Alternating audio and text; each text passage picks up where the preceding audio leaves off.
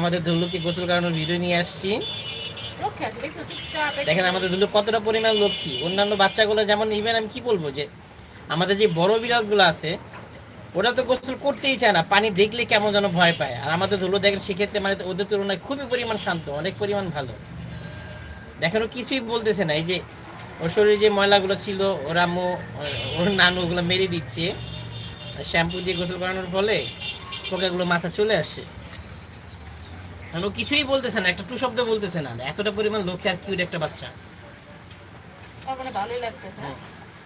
আজকে আবার দুপুর না, পানিটা একটু গরম গরম পানি আছে তো মানে ভালোই লাগতেছে হয়তো। দেখেন মাশাআল্লাহ, এই যে এইভাবে করলে ওদের অভ্যাসটা হয়ে যাবে। পানির মধ্যে দিয়ে রাখো, দিয়ে বসো বসো বসো বসো।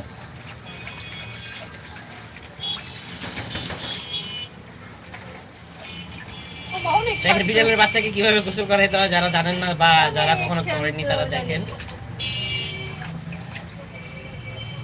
মুখটা ধরো, মুখটা ধরো, মুখটা ধরো, এটা ধরো, এটা ধরো, এদিকে ধরে রাখো।